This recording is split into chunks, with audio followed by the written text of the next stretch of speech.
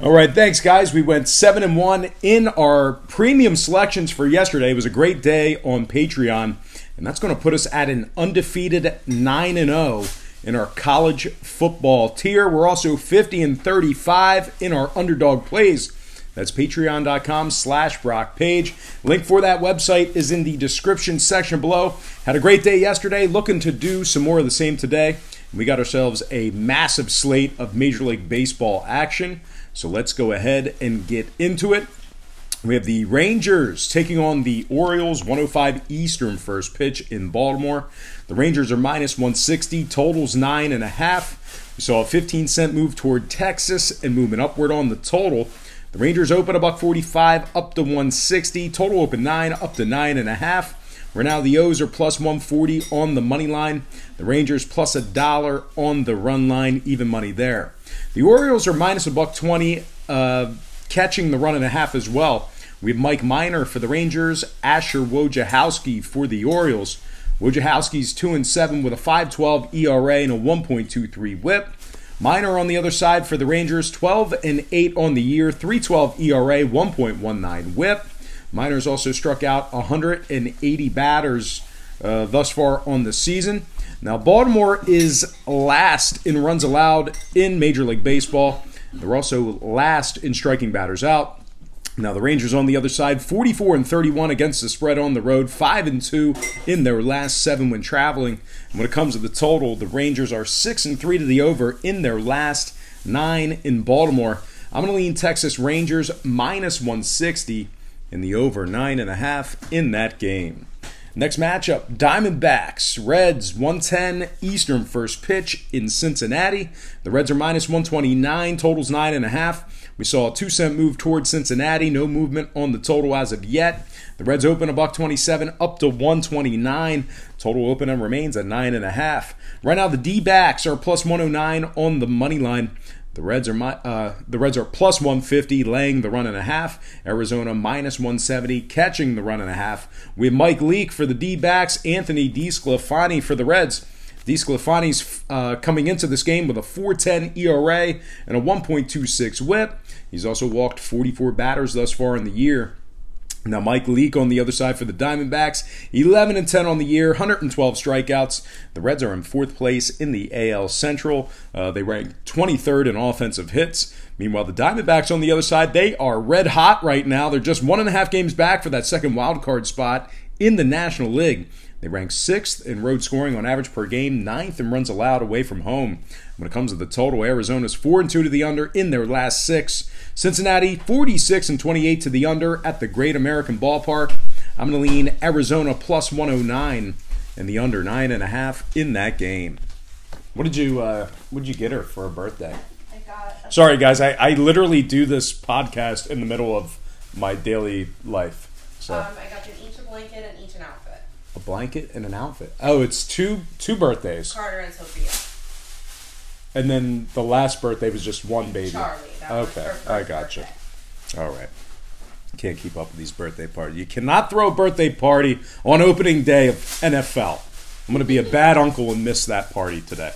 All right, next game, Royals, Marlins, 110 Eastern first pitch in Miami.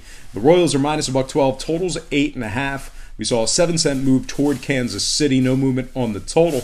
This one pretty much opened as a pick-em contest with both teams at 105. Now, after the 7-cent move, Kansas City's -$112, total open and remains at 8.5. Right now, the Marlins are -108 on the money line. The Royals +$155 on the money line. Marlins -$175, laying the 1.5. We have Mike Montgomery for the Royals, Sandy Alcantara for the Marlins. Alcantara, believe it or not, has struck out 123 batters and 162 innings pitched this year. Montgomery on the other side for Kansas City, just 3-7 on the year, 4.42 ERA, 1.57 WHIP. You guys is it cold out? Are you guys swimming today? He might be. Are you? Yeah. Is the pool heated? No, it's not. It was chilly this morning, but it's good now. Cool. Are you going to dive in? Polar Bear Club style. What is that? Is that a robe? Oh, is that the blanket? That's his blanket. Oh, that's your blanket. Yeah. He bought himself a blanket. You bought yourself a blanket today. Yeah. with all that money you made on Patreon.com. Yeah. Doing that illegal /Brock Page. Doing that illegal gambling at 11 years old. Anyway, Kansas City is they have the third most losses in the American League. They're 53-90 overall for the year, 3.71 win percentage, 27th in scoring. The Marlins on the other side, 7th in hits allowed, 3-2 as the favorite. Should that line flip, they were only favored in 5 games this year. But 3-2 in those games should that line flip. And when it comes to the total, the Marlins are 4-2 to the over in their last 6. Kansas City 70% to the over in their last 10. I'm going to lean Marlins -108 in the over 8.5 in that game. I'm definitely a bad uncle for missing a birthday party for a football game.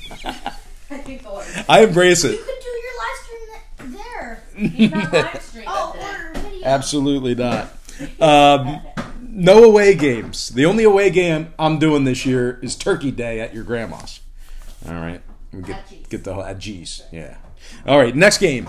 Blue Jays, Rays, 110 Tampa Bay. The Rays are -200, totals 8.5. We saw an 11-cent fade of Tampa Bay and movement upward on the total. The Rays open to 11, down the -200, total open 8, up to 8.5. The Blue Jays are +170 on the money line. Tampa Bay catching even money on the run line. Toronto -$1.20, catching the 1.5. We have Jake Waguespack for the Blue Jays. Tyler Glasnow making an appearance here for the Rays. Glasnow is making his first start since May 10th. I think he was having some forearm issues or something like that. But anyway, first start since May 10th. Meanwhile, Jake Waguespack for the Blue Jays, really not all that bad. He's coming into this game with a 4-3 record. Looks like a 3.97 ERA. Tampa Bay really not all that great on the run line at home. They're 33-41 ATS in Tampa Bay. They're also 20th in scoring on average per game, 21st in offensive strikeouts. The Rays also ranked 22nd in home scoring and 24th in home strikeouts. Now, total-wise, the Rays are 42-32 to the over at home. I'm actually going to lean Toronto +1.5, getting the job done for some run line cash in the over 8.5 runs in that game.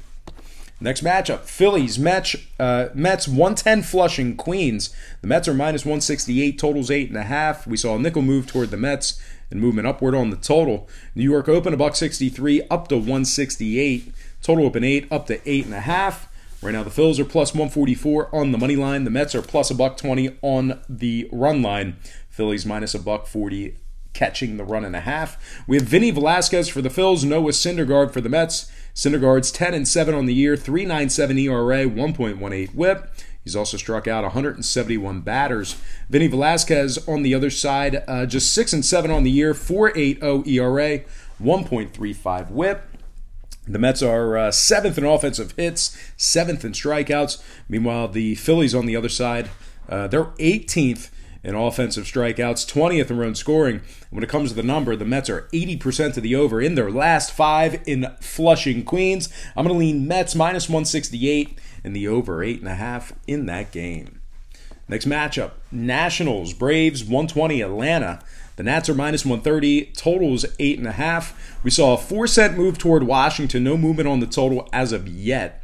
The Nats open $1.26 up to 130. Total open and remains at 8.5.